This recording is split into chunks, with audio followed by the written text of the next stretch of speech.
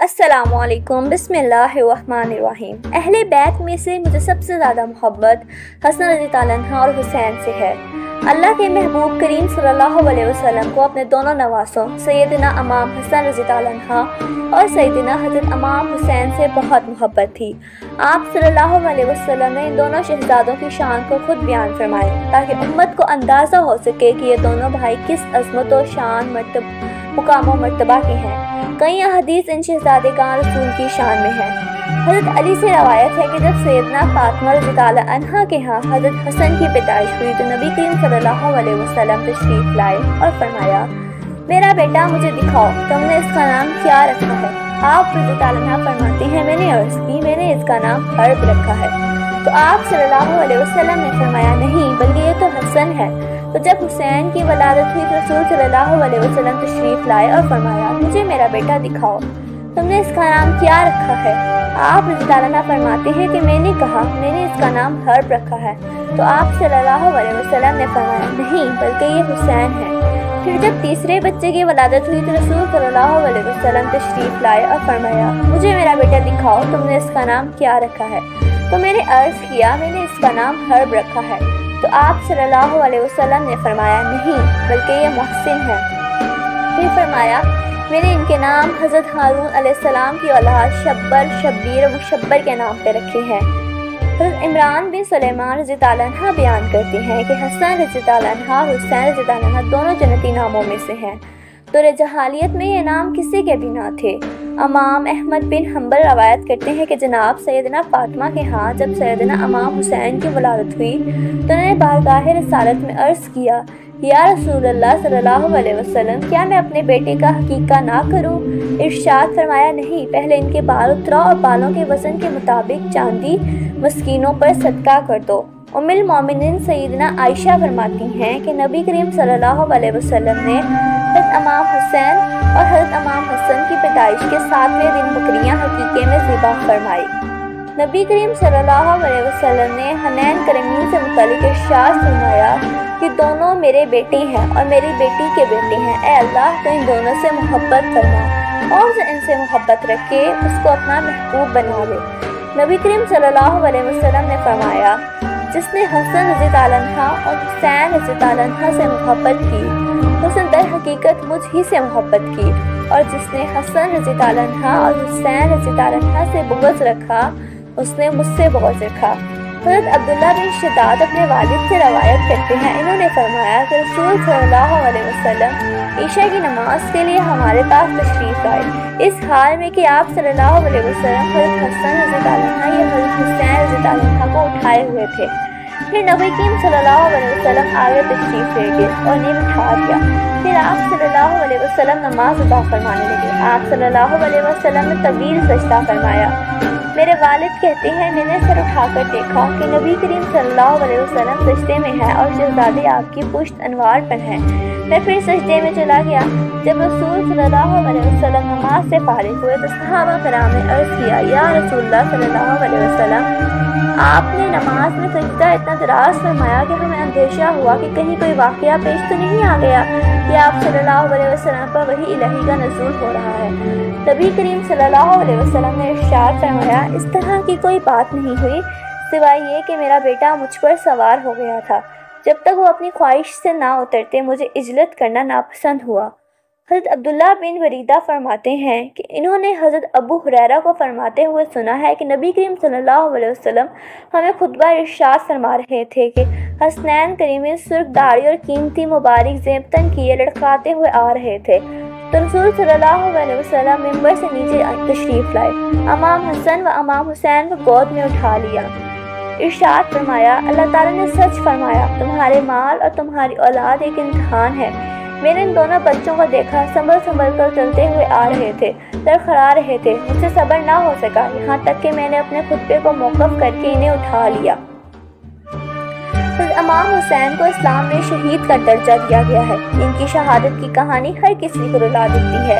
امام حسین کی یاد میں ہی محرم کے مہینے میں ان کی شہادت کو یاد کیا جاتا ہے۔ آج کی اس ویڈیو میں ہم حضرت امام حسین کے بارے میں تفصیل سے جانیں گے۔ حضرت امام حسین پیغمبر اسلام حضرت محمد مصطفیٰ صلی اللہ علیہ وسلم کے نواسے اور حضرت علی رضی اللہ عنہ اور حضرت فاطمہ رضی اللہ عنہ کے بیٹے تھے۔ حضرت امام حسین کی پیدائش اسلامی کیلنڈر کے حساب سے 3 شعبان سن 4 ہجری اور انگریزی کے حساب سے 8 جنوری 626 عیسوی میں مدینے میں ہوئی۔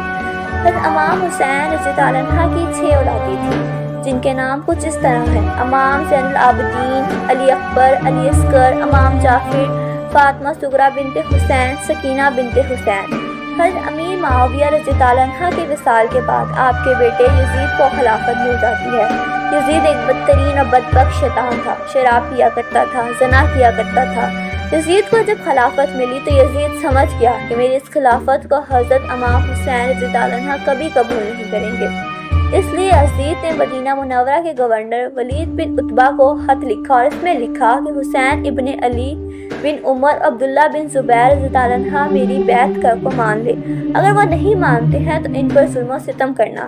امام حسین رضی اللہ عنہ نے یزید کی بیعت کرنے سے انکار کر دیا کہ یزید آپ رضی اللہ عنہ کے نزدیک مسلمانوں کی امامت اور خلافت کے ہرگز لائق نہیں تھا، کیونکہ آپ رضی اللہ عنہ جانتے تھے یزید فاسق و فاجر تھا، زنا کیا کرتا تھا، شراب پیا کرتا تھا اور ظالم تھا۔ امام حسین رضی اللہ عنہ مدینہ شریف چھوڑ کر مکہ تشریف لے آئے۔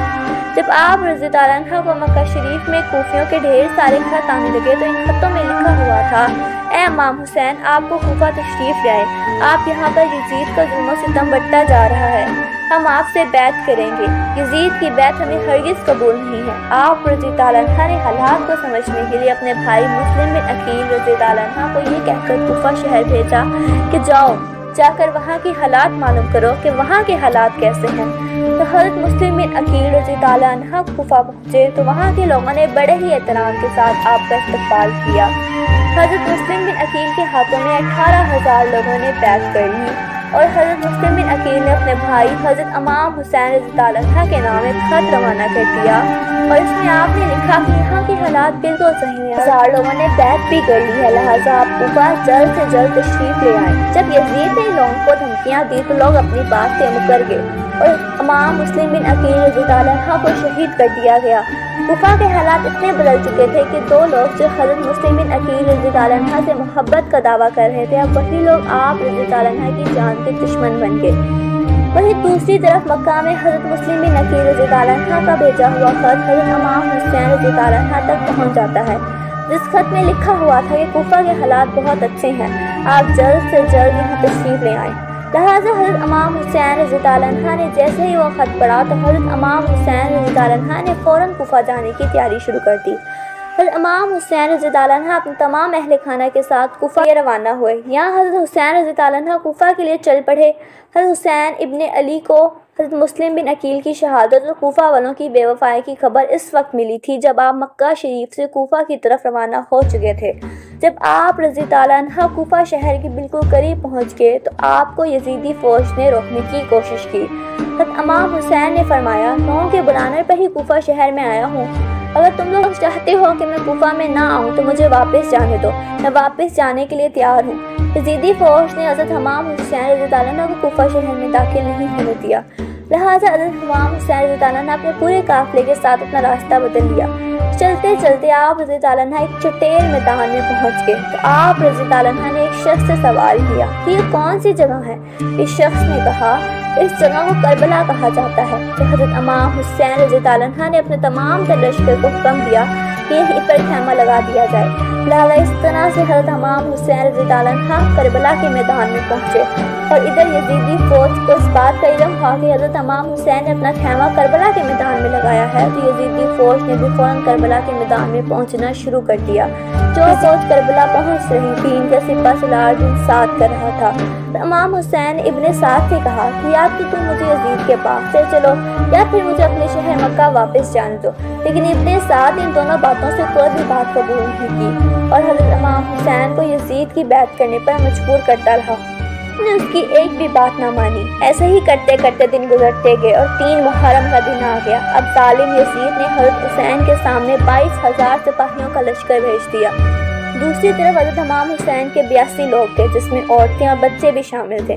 ناظرین آپ یہاں سوچئے کتنی حیرت کی بات ہے، ظالم یزید کے دل میں امام حسین کا کتنا ڈر اور خوف تھا کہ 82 لوگوں سے لڑنے کے لیے 22,000 سپاہیوں کا لشکر بھیج دیا، جو حسین کے سامنے 100 گنا سے بھی زیادہ بڑا یزید کا لشکر تھا۔ حضرت حسین رضی اللہ عنہ کے سامنے یزیدی فوج کے حوصلے پست ہو گئے۔ آخرکار انہوں نے یہ فیصلہ کیا کہ امام حسین کو ہرانا ہے تو ان کا پانی بند کرنا پڑے گا اور تبھی ان کا مقابلہ کیا جا سکتا ہے۔ ایسے ہی کرتے کرتے دن گزرتے گئے اور 7 محرم کا دن آ گیا، اور 7 محرم کو یزیدی فوج نے امام حسین کے قافلے والوں پر پانی بند کر دیا۔ ناظرین، ہم آپ کو یہ بتاتے چلے کہ کربلا کے میدان میں پانی کا کوئی بھی انتظام نہیں تھا سوائے نہر فرات کے، لیکن 7 محرم کے دن نہر فرات کا پانی بھی حضرت امام حسین کے قافلے والوں پر بند کر دیا گیا۔ امام حسین اور ان کے ساتھی موجود تمام جو ان لوگوں پیاس کو برداشت کرتے رہے، لیکن چھوٹے چھوٹے بچے اور عورتوں کا پیاس کی وجہ سے برا حال ہو چکا تھا۔ ظالم فوج، یزید، امام حسین کے گھر والے اور تمام ساتھیوں گھیرے ہوئے تھے۔ انہوں نے یہ طے کیا کہ اب 9 محرم کے دن امام حسین کو قتل کر دیا جائے گا۔ تو امام حسین نے حضرت عباس سے کہا کہ عباس جاؤ یزید کی فوج کے پاس اور ان سے کہو کہ ہمیں ایک رات اللہ کی عبادت کے لیے دی جائے۔ جب حضرت عباس نے ایک رات کی مہلت کے لیے کہا تو انہوں نے آپ کی بات مان لی۔ جب تک 9 محرم کی تاریخ آئی، جب تک امام حسین کو یقین ہو چکا تھا کہ یزید کی فوج کا مقصد صرف اور صرف اب مجھے شہید کرنا ہے، اس کے علاوہ یزید کچھ بھی کرنے کے لیے تیار نہیں ہے، اس لیے حضرت امام حسین نے 9 محرم کی رات والوں کو ایک جگہ پر اکٹھا کیا اور آپ نے کہا کہ یہ بات تو طے ہو چکی ہے کہ یہاں پر موجود سبھی لوگ دنوں کے اندر شہید کیے جائیں گے، اس لیے یہاں موجود آپ میں سے جو بھی واپس لوٹنا چاہتا ہے وہ لوٹ سکتا ہے۔ امام حسین نے فوراً خیمے میں جلے ہوئے تمام دیوں کو بجھا دیا، ان دیوں کو بند کر دیا اور اندھیرا کروا دیا تاکہ جو بھی جانا چاہے وہ بلا جھجک چلا جائے۔ تھوڑی دیر کے بعد جب دیوں کو دوبارہ جلا دیا گیا تو سارے کے سارے لوگ بیٹھے آنسو بہا رہے تھے، یعنی کوئی بھی حضرت حسین رضی اللہ عنہ کو اکیلا چھوڑ کر جانے پہ تیار نہیں تھا۔ ناظرین، آخرکار 10 محرم کا دن آ گیا اور حضرت امام حسین رضی اللہ عنہ اور یزید کی فوج کے بیچوں جنگ شروع ہو گئی، جہاں ایک طرف یزید کی ایک بڑی فوج تھی تو دوسری طرف امام حسین کے ساتھ صرف 72 لوگ تھے۔ اتنے میں فوج یزید کا حملہ شروع ہو جاتا ہے اور ہر شہید شہادت کا جام خوشی سے پیتا گیا۔ کبھی قاسم شہید ہوتے تو کبھی علی اکبر شہید ہوتے تو کبھی اون محمد شہید ہوتے۔ 3 دن کے پیاسے امام حسین کے گھر والے اور تمام لوگ یزیدی فوج سے جنگ کرتے رہے اور ایک ایک کر کے شہید ہوتے گئے۔ عباس علمدار سے حضرت امام حسین کے 6 مہینے کے بیٹے علی اصغر کی پیاس نہیں دیکھی گئی۔ آپ رضی اللہ عنہ نے ایک مشکیزہ لیا، گھوڑے پر سوار ہو کر نہر فرات کے کنارے پہنچ گئے اور آپ رضی اللہ عنہ نے ایک مشکیزہ بھر لیا، لیکن جب آپ پانی لے کر واپس لوٹنے لگے تو یزیدی فوج نے آپ کے اوپر لگاتار تیر برسانا شروع کر دیے۔ حضرت عباس جب تک حضرت امام حسین کے خیمے تک پہنچ پاتے تب تک یزیدی فوج لگاتار تیر چلا کر حضرت عباس علمدار کو شہید کر دیا تھا۔ اس طرح حضرت عباس علمدار شہید ہو گئے اور اس طرح ایک ایک کر کے تمام اہل بیت کے نوجوان شہید ہو گئے اور ہاشمی شیر شہادت کا جام پی لیتے ہیں۔ دھیرے دھیرے کر کے جب حضرت امام حسین کے سبھی لوگ شہید ہو گئے تو اس کے بعد حضرت امام حسین نے خود میدان میں تلوار لے کر نکلنے کا فیصلہ کیا۔ امام حسین اپنی تلوار سے کافی لمبے وقت تک یزیدی فوج کا اکیلے مقابلہ کرتے رہے۔ امام حسین کے تنہا ہونے کے باوجود بھی آپ کے مقابلے میں کوئی بھی نہیں آنا چاہتا تھا اور اس کی صرف ایک ہی وجہ تھی کہ آپ حضرت علی رضی اللہ عنہ کے بیٹے تھے۔ یزید کی فوج کو یہ یقین ہو گیا تھا کہ ہم کسی بھی طرح سے علی کے بیٹے کا مقابلہ نہیں کر سکتے، اس لیے یزیدی فوج کے کمانڈر اپنے تمام فوجیوں کو امام حسین کے اوپر ایک ساتھ حملہ کرنے کا حکم دیا۔ پھر تمام یزیدی فوج کے پاس حضرت امام حسین پر ایک ساتھ مل کر حملہ کر رہے تھے، لیکن اس کے باوجود بھی حضرت حسین رضی اللہ عنہ لگاتار یہ ثابت کر رہے تھے کہ باطل چاہے تعداد میں کتنا بھی زیادہ کیوں نہ ہو، لیکن وہ حق اور سچ کے مقابلے میں بالکل بھی نہیں ہے۔ جب حسینیت یزیدیت کے بیچ سب سے خطرناک جنگ چل رہی تھی کہ اسی بیچ میں اچانک سے نماز عصر کا وقت ہو گیا۔ امام حسین نے ایسے مشکل وقت میں ایسے زخمی حالت میں بھی عصر کی نماز پڑھنے کا ارادہ کیا جبکہ چاروں طرف سے حملہ لگاتار ہو رہا تھا۔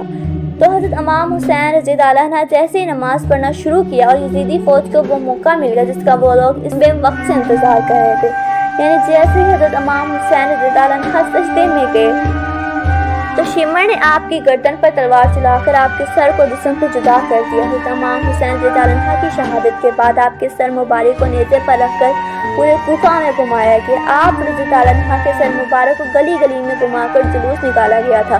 کربلا کی اس جنگ میں حضرت امام حسین رضی اللہ عنہ کے گھر والوں میں سے صرف آپ کی ایک اولاد ہی بچی تھی، جن کا نام حضرت زین العابدین تھا۔ اس کے علاوہ حضرت امام حسین کے تمام عورتوں کو قیدی بنا کر کوفہ شہر لایا گیا تھا۔ بھلے ہی اس دن حضرت حسین رضی اللہ عنہ کو شہید کر دیا گیا تھا، لیکن آج بھی حضرت امام حسین پوری دنیا میں قیامت تک کے لیے زندہ ہے اور یزید ڈوب گیا شام کے اندھیروں میں چمک اٹھے دنیا میں روشنی کی طرح۔